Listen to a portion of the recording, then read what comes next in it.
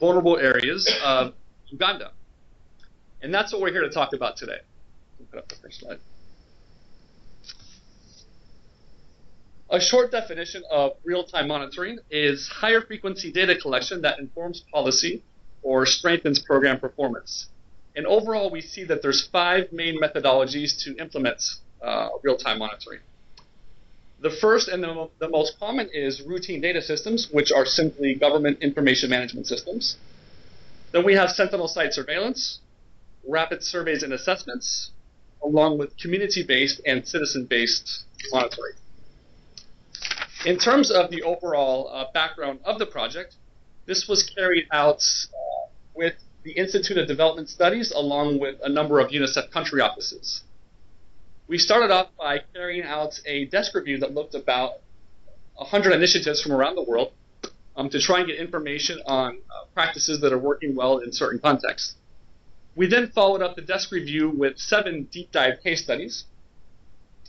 In July 2012, we held a workshop at IBS, which brought together experts and practitioners in the field of RTM. And then we carried out an extensive consultation and review process that involved country offices, regional advisors, as well as the different sections here at headquarters to put together a series of global learning products. The first main global output that we have is what we call the synthesis report, which is a short report that makes the investment case on why it's important for UNICEF to continue to invest in real-time monitoring, as well as highlighting the potential for it to impact children.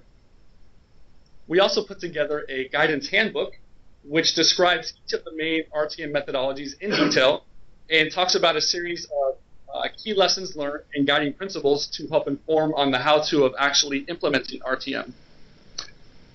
We worked together with a studio from Hollywood to produce a short video animation that provides a quick overview of the project and some of the key learning. And then we also developed a website which serves as a repository to hold all of the different documents that we're going to be talking about today. On your screen right now is a snapshot of the homepage of our website. And again, all of the information can be accessed here and downloaded. And the address is at the bottom. It's real-time-monitoring.org, and we encourage you to have a look through there. In terms of the case studies that we looked at, we tried to select a sample that would be representative of UNICEF's different programmatic areas, as well as to select a diverse mix of country typologies and also cover a variety of different themes, which are shown here on the matrix. In the end, we have case studies on Bangladesh, Brazil, Romania, Senegal, Uganda, Vietnam, and Yemen. I'd like to quickly just mention some of the roles and purposes of real-time monitoring. On the right-hand side of this figure, we can see the 4 light blue boxes, and that highlights some of the main objectives that can be achieved through RTM. And this includes empowering vulnerable populations, improving local planning and service delivery, strengthening crisis preparedness, as well as enhancing equity-focused policies and budgets. And all of these activities contribute to increased equity and outcomes. At the same time, real-time monitoring also has strategic value for application of the MORS. And in particular, as we're going to see many of the cases today, RTM is a great tool to inform on the evolving vulnerability of populations, which can feed into level 1 monitoring or situation analysis, which can also help carry out more periodic updating of those level 1 analyses. At the same time, RTM is also a great tool to inform on level 3 monitoring. And as we're going to see it has great potential to inform on how UNICEF inputs as well as government policies and programs are being implemented in the field, which can then feed back into program planning at level 1. In terms of how this learning is going to be utilized going forward, the Public Finance and Local Governance Unit here at HQ will continue to support the resource development of RTM for applying it within the MORS. We've also recently received some seed financing to develop a proof of concept in selected country offices. And we're going to test and see how RTM can be adapted to promote social accountability at the local level in particular by looking at adaptations of community scorecards. And lastly, all of this learning is being adapted into the program policy and procedure manual, as well as in general guidance for country offices. I realize that was a very short overview of a very big initiative, and we'll have the opportunity to discuss some of these details at the end. In the meantime, I have the distinct privilege to invite Mr. Chris Bateman, who is the head of the innovation unit here at UNICEF headquarters, and he's going to talk about the role of innovation and RTM. So Chris, over to you. Thanks, Matt. So I wanted to talk for a few minutes about the sort of some of the global principles behind the RTM work that Jing and Matthew have put together so thoughtfully with many of you on this call and with other colleagues over the last year and a bit. Because what we've seen is that there's a clear necessity to start thinking differently about how we do business as an organization and the type of data that we are able to get and the type of data that we're able to use in both our policy and our planning and our operations. But we've also seen that there's a set of principles behind that work that we can really learn from and that we can use to ensure that as we're building out, whether it's sort of the new seed projects that Matthew mentioned or other instances of real-time monitoring systems, that as we're building out these new examples and new programs, that we're doing them in a way that learns from our past failures and really takes advantage of everything that this organization knows. Because as everybody in UNICEF knows, UNICEF doesn't even know what UNICEF knows much of the time. And so in the journey to look at what kind of principles we found that really help us at least not make the same mistake over and over, I wanted to tell a story of a project that's become very interesting in the last few months. That is a real-time monitoring project, and that I think will illustrate the principles pretty clearly. And this is a project that is called Rapid FTR. It's a project for family tracing and reunification after emergencies. And it was really built in response to the Haiti earthquake and the fact that our regular family tracing stream of work involves carbon paper and Excel sheets and takes quite a long time to reconnect a child with its family. Working with our child protection colleagues in New York and with the Innovation Lab in South Sudan and Uganda, we were able to construct a system for family tracing and reunification that used a mobile phone, a smartphone, to capture the information about a kid, to move that information instantly to a database, so actually making faster paper copy. And then in Western Uganda, to reduce the time of reunifying a kid with its family from 6 weeks to hours. And it's important that the way that was done didn't work right the first time around. It took us several years of failures to get to the point where we could have a system that was working in Western Uganda. It was then built out further in South Sudan with ICRC, with SAVE, and with UNHCR in an open source collaboration. It's then being used in the child protection cluster there. And the really interesting thing, and the thing that makes it timely, was that after the typhoon in the Philippines, we were asked to take this system for tracing and reunification, and really for real-time monitoring of our emergency humanitarian response, and look at how we could apply it to the Philippines context. As it was applied there, it turned out to be a very different use case, and I think this starts to highlight one of the principles that came out very clearly in this report, which is this idea of the need for local adaptability and the need for local flavor and local difference in these systems. When the innovation lab leads from South Sudan and Uganda were working on this project in the Philippines, they found that the rapid FTR system there was quite different. It wasn't being used for mass reunification of kids. It was being used specifically to find most vulnerable children and reconnect them to vital government services. The other thing that was quite interesting in the Philippines, and this is all happening at the end of last year, was that our teams were able to work with a group of young Filipino software developers and with the government to start mainstreaming a system that had really been designed for humanitarian work into the government social work system for tracing and tracking of children, and particularly of vulnerable children. And that's work that's going on right now in the Philippines. And so that's, I think, an interesting story, but the lessons I wanted to draw from that for the real-time monitoring project in general really echo the principles that we see coming out of this report. And there are things like, it's very, very important that when we're building these real-time monitoring projects, we're building them with users. We're building them in a way that doesn't add a burden of data collection to anybody, but makes the work that they're doing easier, makes it faster, makes the techniques that they're using accelerated. And we saw that in Rapid FTR, and we saw that in some of the examples that Matthew mentioned as well. We found that it's vital that these types of projects be locally built, and that is partially because of the need for agility and adaptability, but it's also because of for ownership of these systems. And we know that UNICEF and our partners construct an infinite number of monitoring systems which last for a vastly finite amount of time. And in order for us to have something that's really picked up and used not only by a government but by many governments, there needs to be that layer of local credibility and technological capacity. And they also need to be able to fail.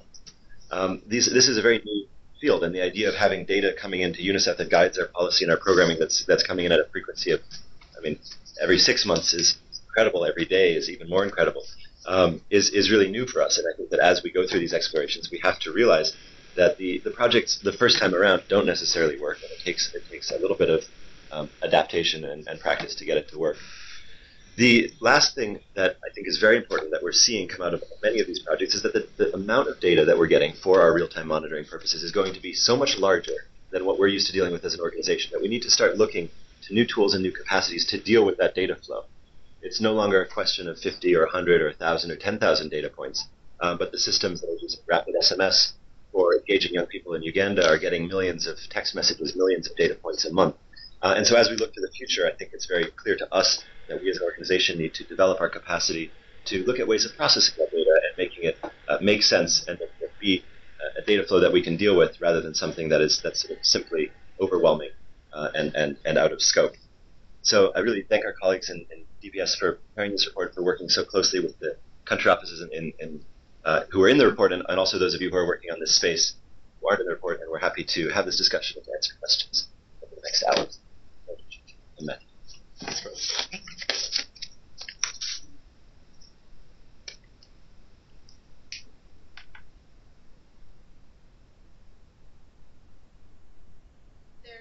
Are any questions at this moment, or questions for clarifications, please let us know. If there are longer questions, you can also ask them towards the end during the Q&A.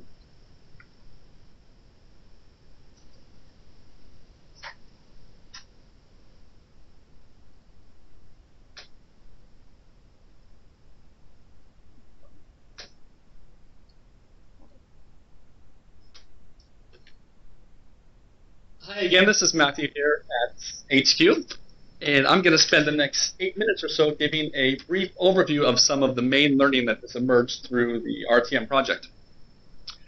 After which we will then talk about 4 different case studies in detail.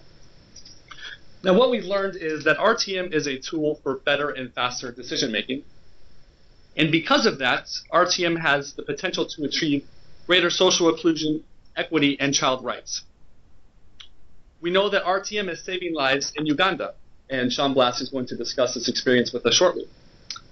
We know that RTM is improving learning outcomes in pre-primary schools, and Martin Greeley will talk about that experience from Bangladesh.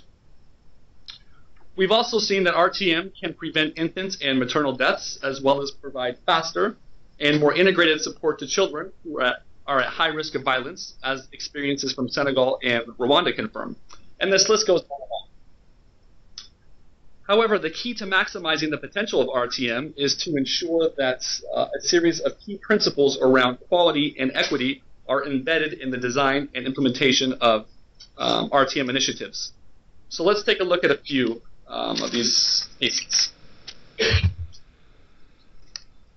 A first lesson learned is the following. Identifying and tracking vulnerable populations is especially challenging due to issues related to geographic isolation, a lack of connectivity, language barriers, cultural misunderstandings, and mistrust, among many others. Let's take the case of Yemen.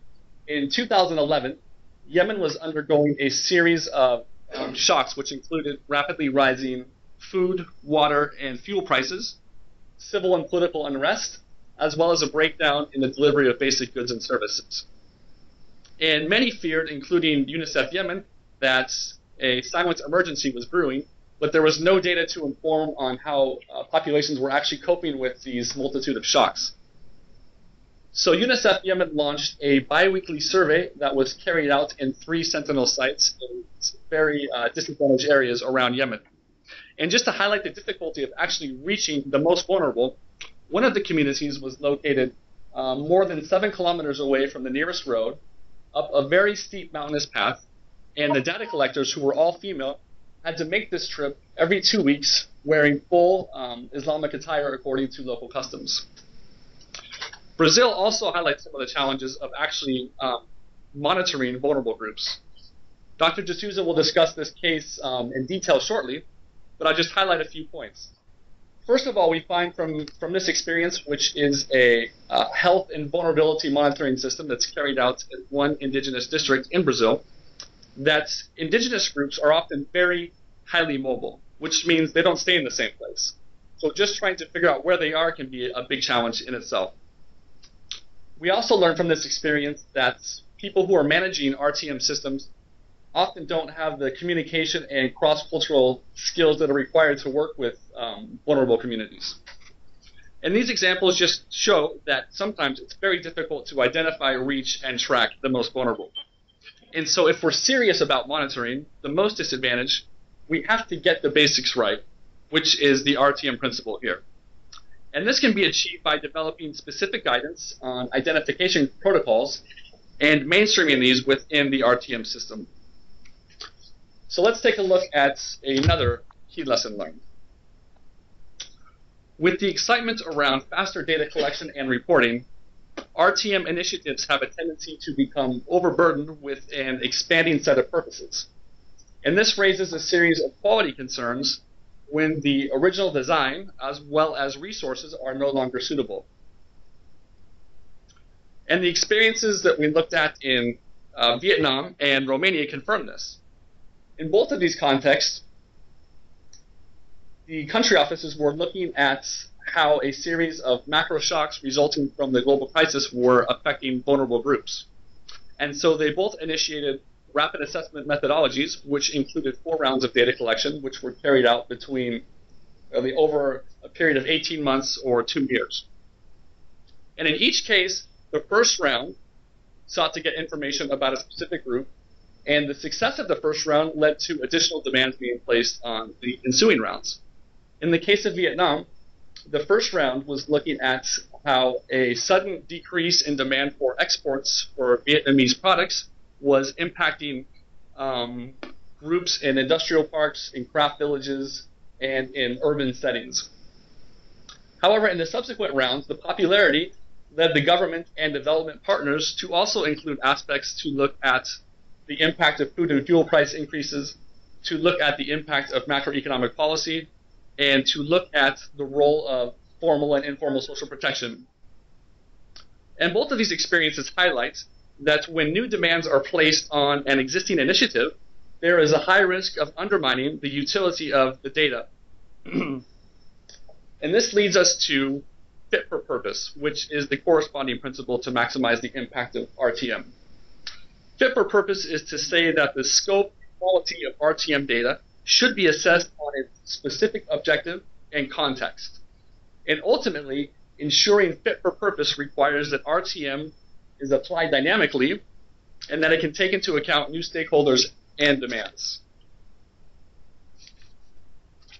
When discussing fit for purpose, it's also important to recognize that RTM initiatives often combine multiple elements from different methods, and the choice is obviously highly contextualized.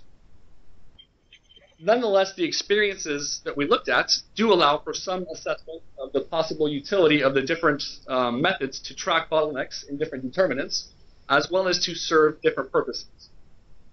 We don't have time to unpack this matrix right now that's posted on the screen, but I do want to point your attention to this brief summary table and let you know that if you are thinking about designing or currently designing a RTM intervention, the guidance handbook provides detailed discussion on the suitability of different methods for different purposes. So let's just quickly highlight a few other key lessons learned before turning it over to the country experiences. Another key lesson that emerged through our study is that maximizing the potential of RTM requires paying sufficient attention to each of the distinct components that define effective RTM. And this includes data collection, analysis, reporting, and response capability. Now, what we see when we take a step back and we look at all the different initiatives that are taking place around the world is that there's an overemphasis on the very first component, which is the actual data collection itself. And in many cases, the way that information is actually going to be used and become actionable is only an afterthought. So the principle here is the need to focus on building response capability and thinking about this from the outset. Another key lesson learned is that RTM almost, always involves a trade-off between the depth and timeliness of information.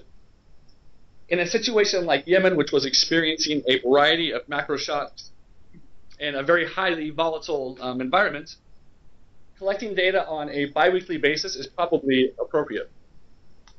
In other situations, like in Vietnam and Romania, where there was a major shock followed by relative stability, gathering data on a less frequent basis is okay, like say every 6 months.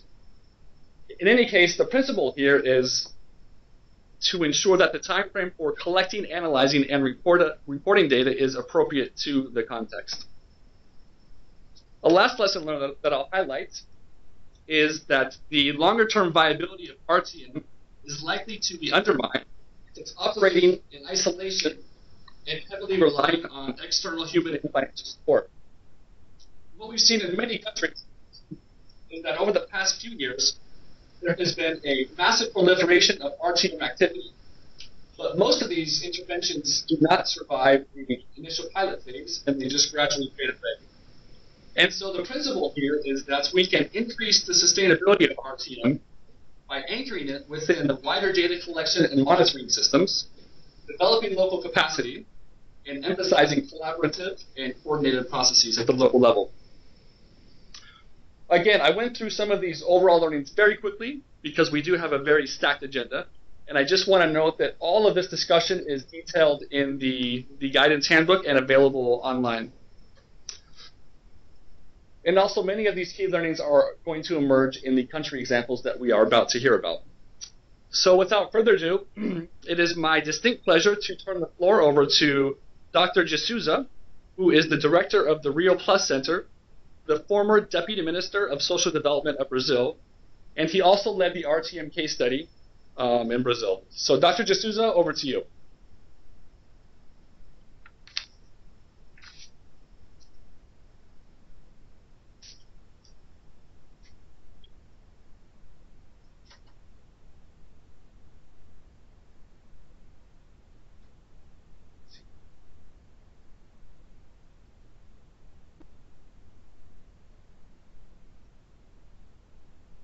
Is he muted?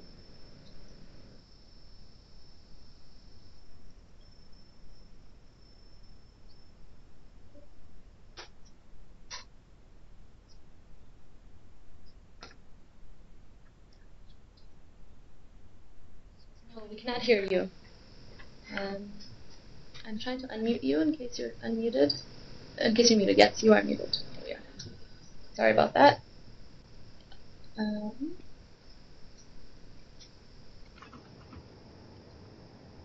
Hello. Yeah, we can hear you now. We can hear you now. Please go ahead. Now you can hear me. Yes, do you? can. Okay, sorry about that. Okay, so I'd like to bring to you some fresh experience about what's happening in Brazil, considering the experience to organize a monitoring system for indigenous population. Indigenous populations in Brazil now, it's about 735,000 people. But it's not a big population if you consider the overall population of Brazil, that's 200 million. And because of that, it's a population that has been neglected for many, many years. In some way, the population has gone so small in the 50s that we had that time only 400,000 people. And it was a real problem because it seems that a lot of ethnical groups were about to disappear. So it was important to, that time, to start to produce strong policies to deal with the problem. But it's not easy to implement that. There are many different interests. There's a big problem in relation how to articulate different policies. Just to give you an example, if you look how the health system of Brazil is organized, you have the basic health service is provided by a different system for indigenous populations than the secondary and tertiary level systems. And that is a big problem because they don't talk to each other. And sometimes, even when we have a budget allocation for secondary and tertiary health service, they don't use that resource for attending the indigenous populations. So it was very important to understand what's going on in the field in order to revise the system, because it seems apparently that the indigenous populations was well served. If you compare with the other groups in Brazil, they receive in theory 4 times more than the other citizens. But the problem, as I said, part of the budget never reach the indigenous populations. So the SIASA, the system for identifying the demographic pattern, identifying the health service used by the indigenous population, was important to understand what was going on the field. And can you still hear me? Hello? Hello, can you still hear me? Yeah, I can hear you. Yep. Can I go on? Yes, please do. Okay, sorry. Can you please display the slides? Okay, so some features that I like to highlight when building up the system. So it's necessary about this innovation part and also about the adaptability to the different cultural contexts, is to understand the different contexts of the population that we are trying to monitor. So the first one is I like to call the experience that happened about the use of the different language. In Brazil, as you know, the official language is Portuguese. However, indigenous population, they use 200 different languages. Some of them don't speak Portuguese. So, yes, perfect. So, it was important to understand which language each individual was using, because never it was collected in the individual base. But what is important, when you look in indigenous village, you may have different individuals from different ethnical groups because of wedding arrangements. And also, some of them, they are fluent in 2 indigenous languages, but they don't speak Portuguese at all. And also it's important to understand, because if we are intending to provide a translator for health consultation, for example, it's important to understand which each ethnical group they belong to. It makes a big difference about trust, about how to be understood in a context like that. So it was the first time that it was collected the language. And then it became a reference to the other information system.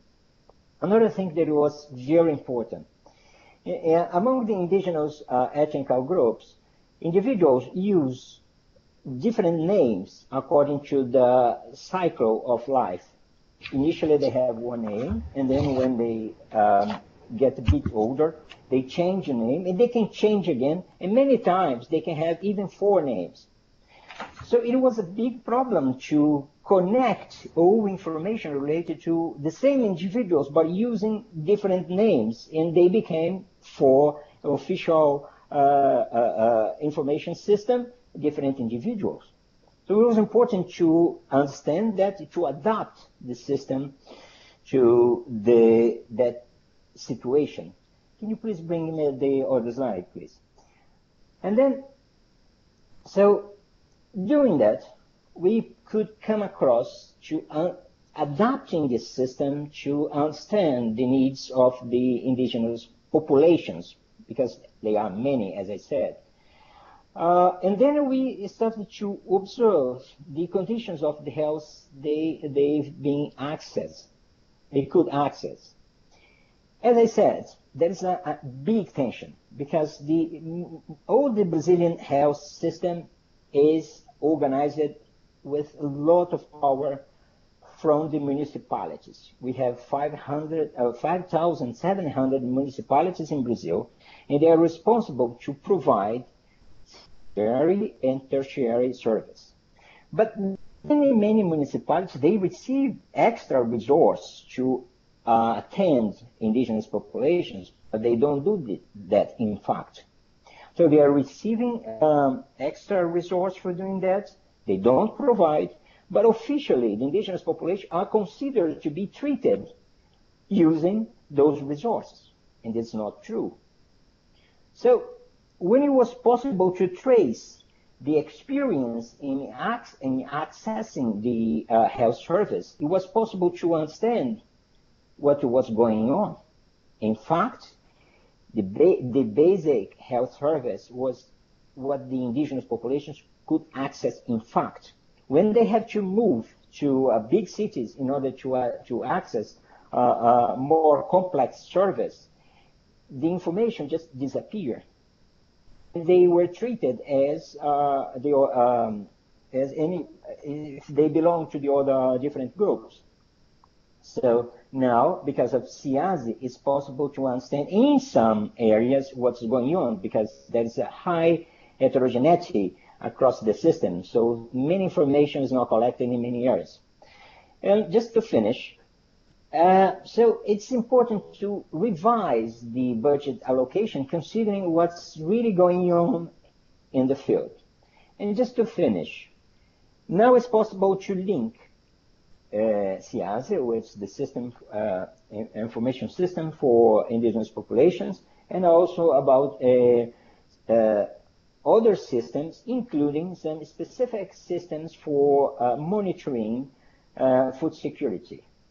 And now it's possible to produce studies. Yesterday I was just participating to the presentation of one of this, showing how is the current situation about the population of the Brazilian under 5 years old in relation to food security. Soon, it will be also possible to produce these specific studies for indigenous populations. Thank you. Thank you very much, Dr. D'Souza. Moving on now to Bangladesh. Martin, IDS Fellow, are you there?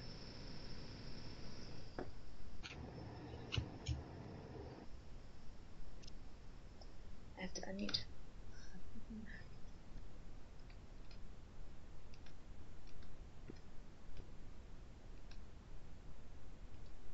I should ask that question again, now that I've unmuted you. So sorry. Can you try again? Martin? I don't think he can hear you. Not muted you.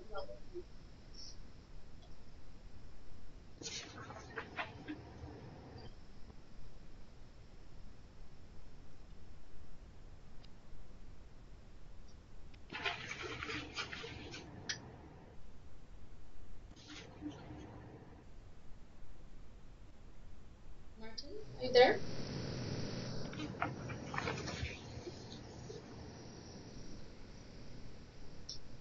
It's not muted. Hi, can you hear me from anybody? Can you hear me?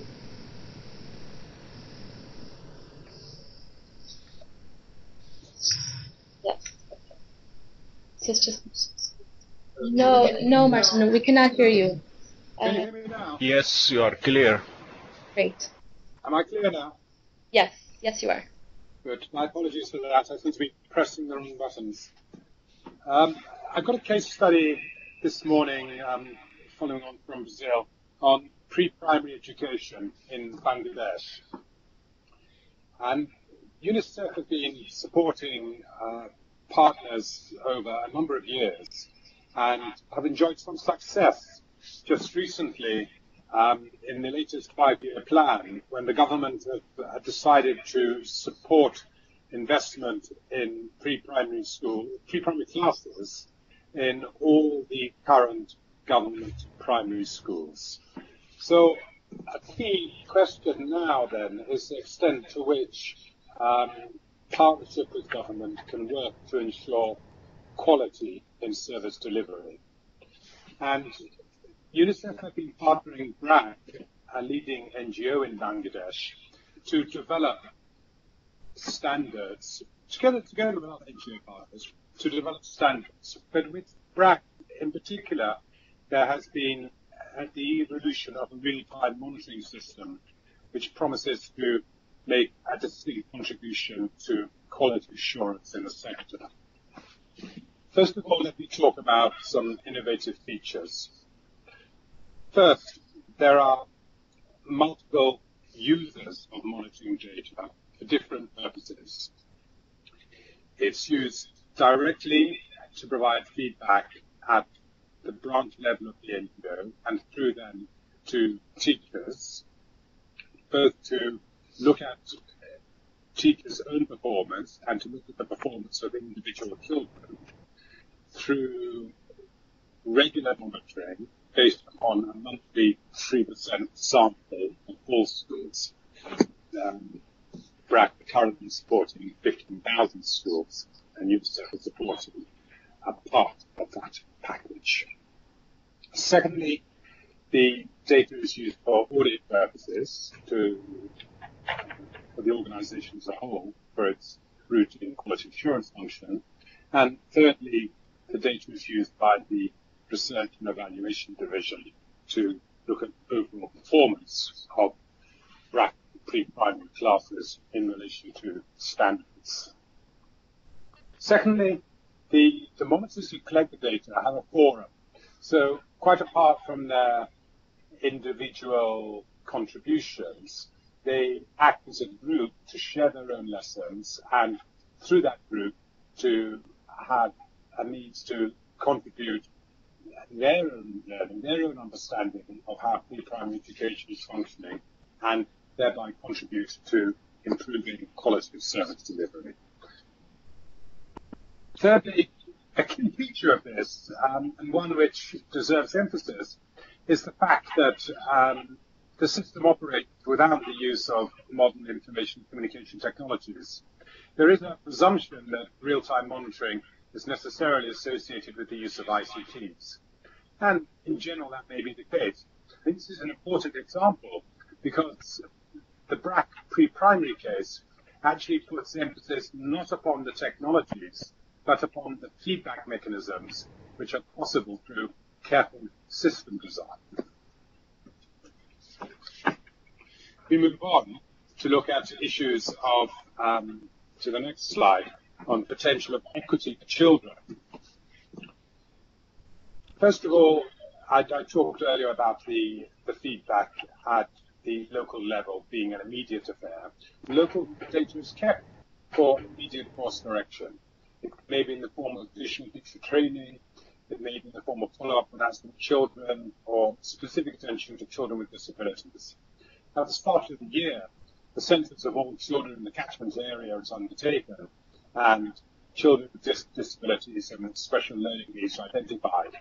Then when these schools come up in the random selection, special attention is paid to the extent to which these children are having their needs met.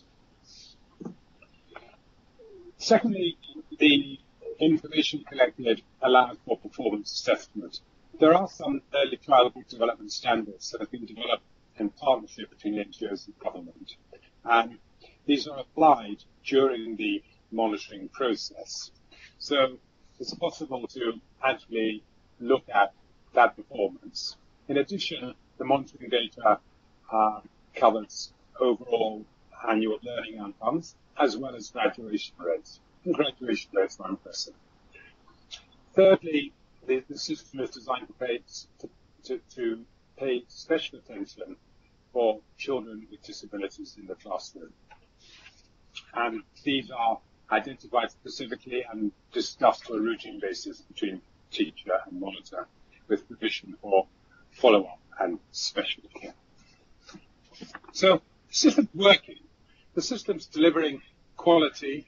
The system's focusing attention on the needs of children it's focusing attention on catch-up necessary for teacher quality.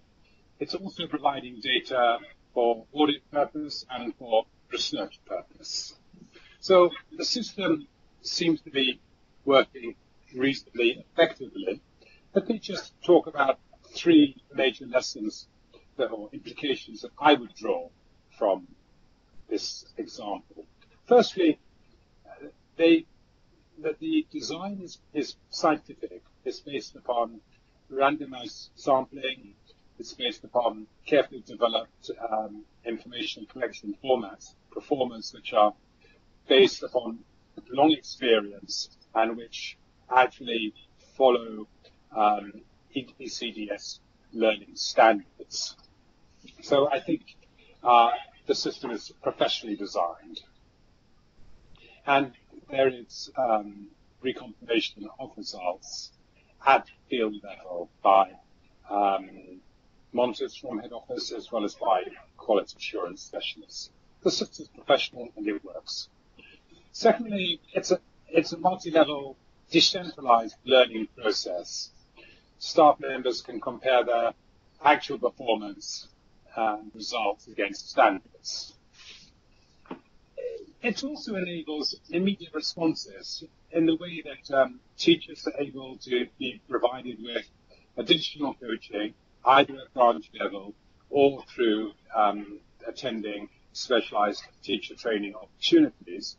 At the same time, children with special needs are a focus through the monitoring, and if their needs are not being met, then that can be addressed.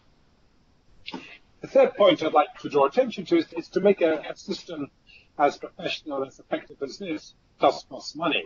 And it may surprise some of you to see that I feel reasonably comfortable with a budget at around 15% of the total budget. It is relatively high compared to many other M&E budgets. But I think it is justified by the increased timeliness of the data and the fact that multiple users can actually employ that data effectively. To me, the key thing about real-time monitoring is not the use of fancy technology, not the use of being able to collect data more quickly, but the ability to use that data. Is fine to have it collected quickly. If it just sits on a shelf as data for routine systems might have done, then it's not really contributing anything useful. The key is to be able to apply the data usefully. This is an example of real-time monitoring that uses no modern technology, that has important feedback mechanisms at local level that make a difference in the quality of service delivery. It makes the difference to children's experience. Thank you, Matthew.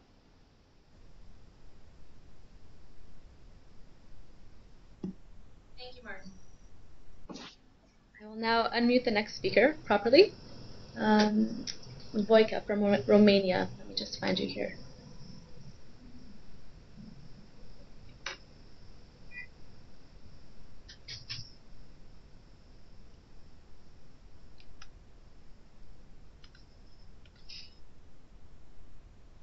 Okay, Voica. The floor is yours. Let's go ahead.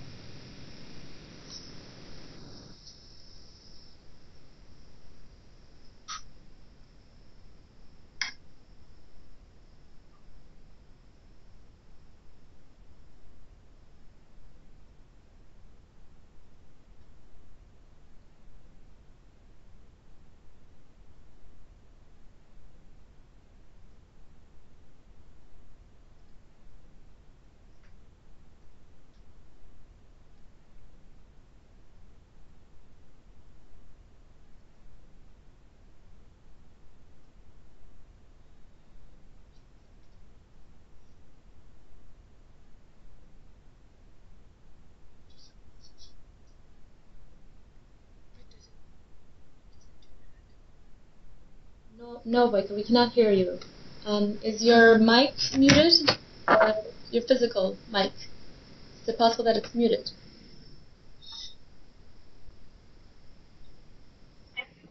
There we go. Hello?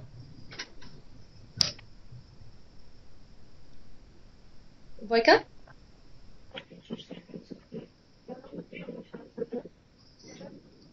We can't quite hear you.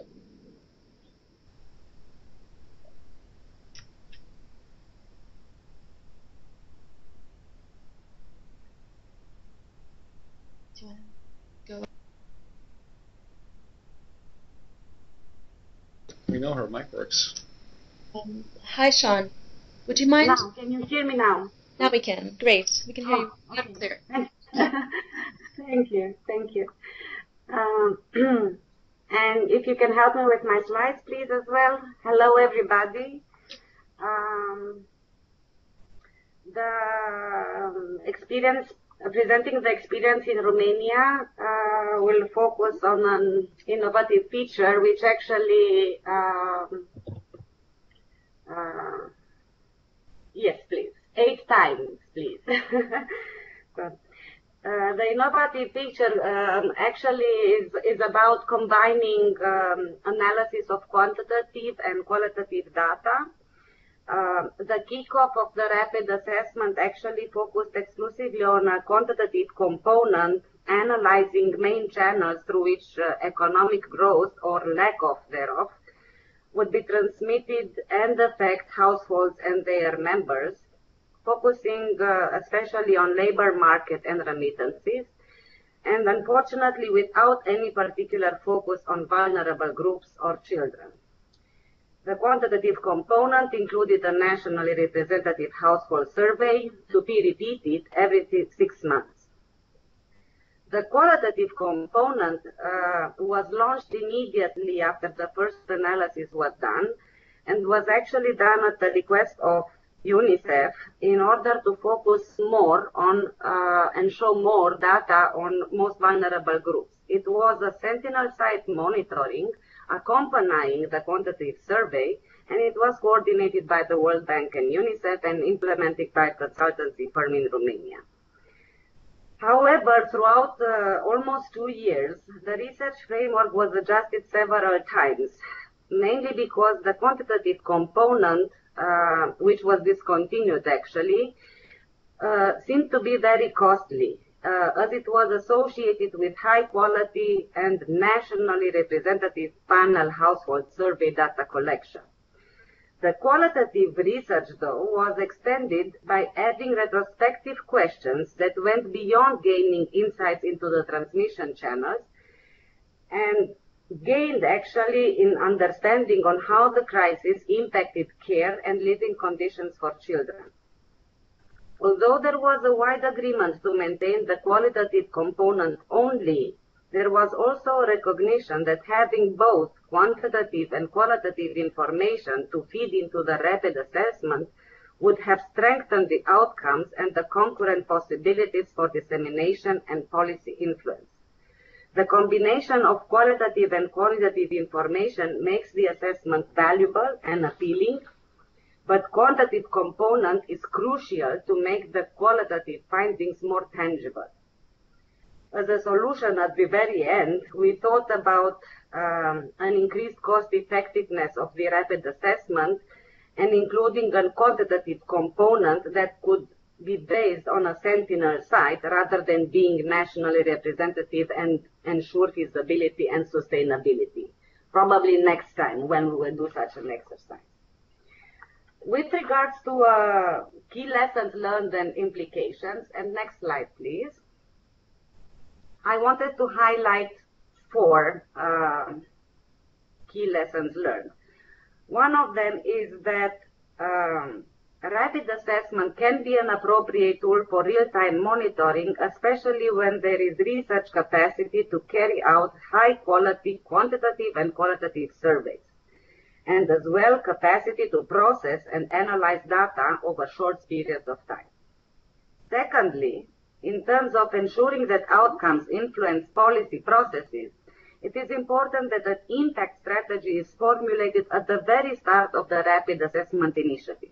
In this regard, involving multiple actors, including civil society, donors, or lobby groups, could present alternatives ways to make noise and influence debate and policy. Thirdly, as Romania's experience showed, is that there is no shortage of data. and some of the data was high quality and obtained very timely. However, the coordination of data collection efforts is just as important as the data collection itself.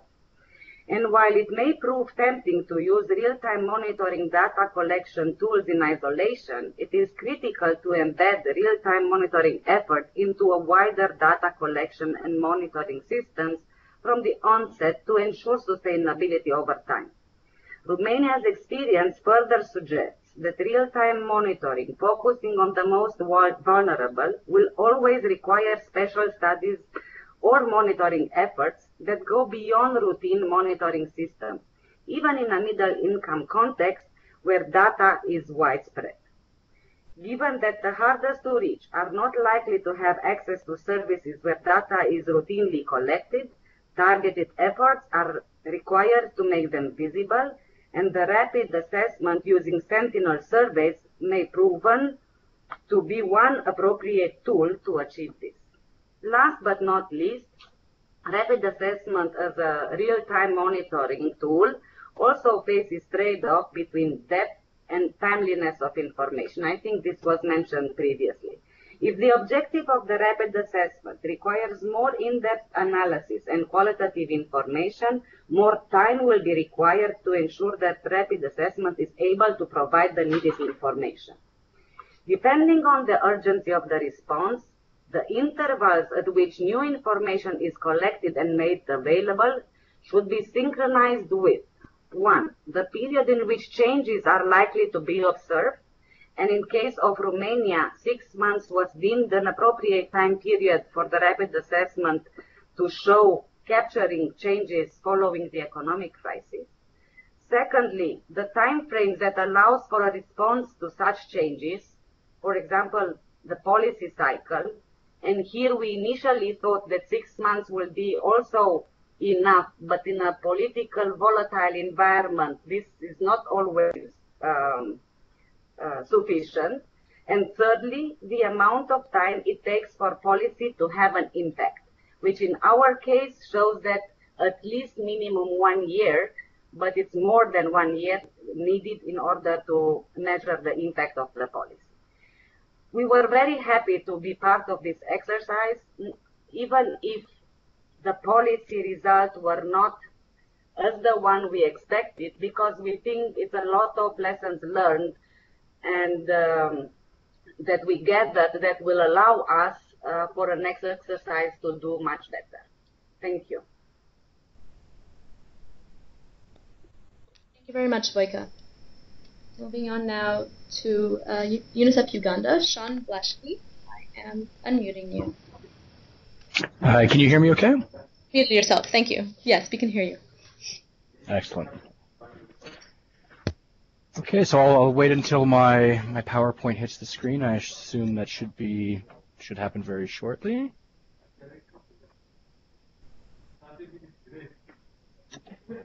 Okay. So what I wanted to do with my brief time today is discuss one of our health flagship programs in Uganda called MTRAC.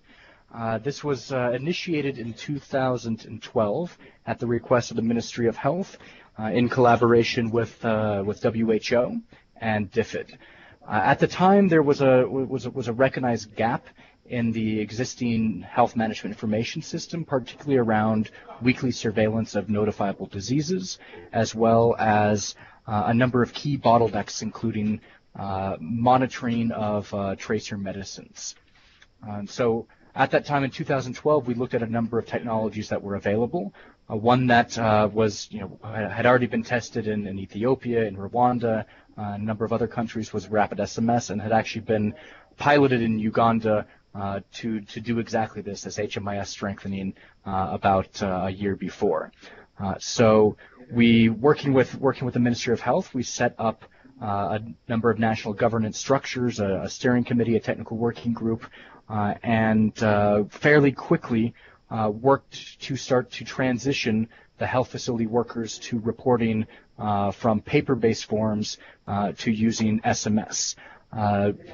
We used a couple of very basic, I wouldn't necessarily call them innovations, but decisions that helped us scale very quickly. that I think it's worth quickly mentioning. One was that we decided not to provide phones, tablets, computers, any hardware to health facilities in Uganda. There are about 5,000 total. We were not comfortable at the time with trying to manage and support 5,000 devices and knew that we would not be able to scale so rapidly if we were dependent on this. So we used the handsets, the mobile devices that were already in the hands of health facility staff. In Uganda, close to 100% of nurses, doctors, health assistants have phones, and we built this around coded SMS messages. As a result of this low-tech technology, we were able to scale up to 27,000 health workers trained, covering all 5,000 facilities in about a year and a half. Now, the core of Rapid SMS Uganda, the MTRAC program, focused around speeding up the flow of HMIS data, but there were two other areas that I think warrant attention that we really, I think, exemplified how RTI could be used. The first was we started to conduct SMS-based surveys. We realized that with a database of 27,000 health workers representing every facility in the country, that we no longer needed to visit them to gather baseline information, that we can conduct our first preliminary polls via SMS. We started to do this in earnest back in around April 2013 during the introduction of a new vaccine, the PCV vaccine. We were able to, within a period of about 48 hours, gather information from 70% of the country's health facilities. We were able to, with this information, identify that, for example, the cold chain fridge functionality was at about 61% countrywide. WHO standards suggest that we should have 90% coverage, but when only 61% of the facilities have working fridges, we knew right there that this was a key barrier in us reaching this goal. Armed with this information, we were able to quickly advocate at a national level to address the root causes with this. It dealt with streamlining the vaccine chain in the country, and one of the things that we were able to quickly tease out of the data was that about 30% of the facilities that were did not have functioning fridges had very fixable problems. This represented about 4 million Ugandans that did not have access to routine services because of things like stock out of gas cylinders or a broken hinge on a refrigerator. What we saw as a result of this, and I'll quickly touch on this on the next slide, within about a 1-year period, we were able to go from 52% coverage of DPT1 to 98% today. So again, with the focus on data utilization, local ownership and action with this information, we were able to really show that local government, national government was willing to act when they had that information. The third component of MTRAC that we're very excited about is the citizen-led accountability wing. We have an anonymous SMS hotline that provides a channel for community members to report everything from health facilities that are closed during working hours to stolen medicines. We've had a number of cases of sexual assault reported through this against health workers. We had a case fairly recently of a soldier extorting patients coming into a hospital. Now, I think the key to this SMS anonymous hotline for health service delivery complaints is that, again, we were working through local government. All complaints that go directly to a help desk at the Ministry of Health. They are routed immediately to district health officials for follow-up. The district health officers have a dashboard where they are required to indicate what response they took, and they're required to do this within 2 weeks. Working with the national monitoring unit, which sits under the State House, we're able to again enforce that districts actually follow up and utilize this data. And as a result, within a year, we have about 70% of cases that are reported by community members successfully closed in a 2-week period. Next slide.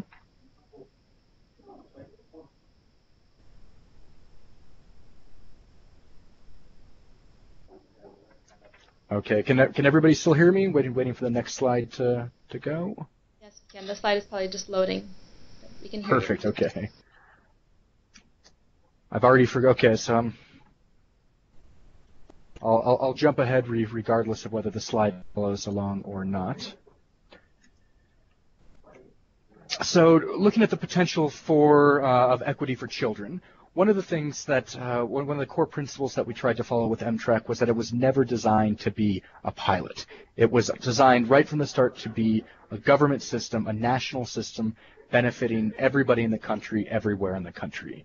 And for a lot of UNICEF offices that have areas where we focus in regions, we focus on different thematic areas. This was big because it allowed us, again, within a very short time frame, to make an impact in every single community, every single village in the country. The second area for equity revolves around this accountability chains that we're helping reinforce. And again, I want to use an example of our Family Health Days program.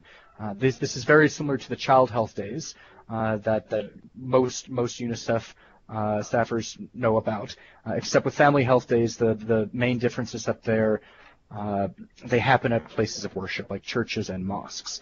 Now, what we were able to do using MTRAC during our quarterly Family Health Days is quickly identify programmatic bottlenecks and do remote program monitoring as these activities took place, and be able to course correct again in real time.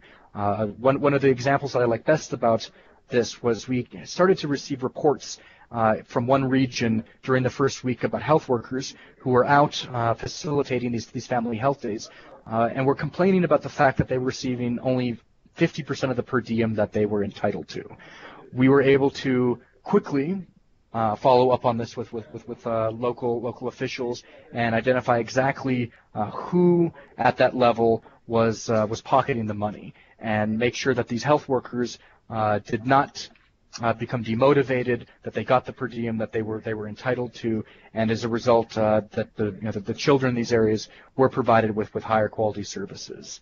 The third component, again, going back to our work with these rapid surveys around EPI, is that by addressing these level 3 indicators at a national scale, we're able to take on bottlenecks, again, not just in our focus areas,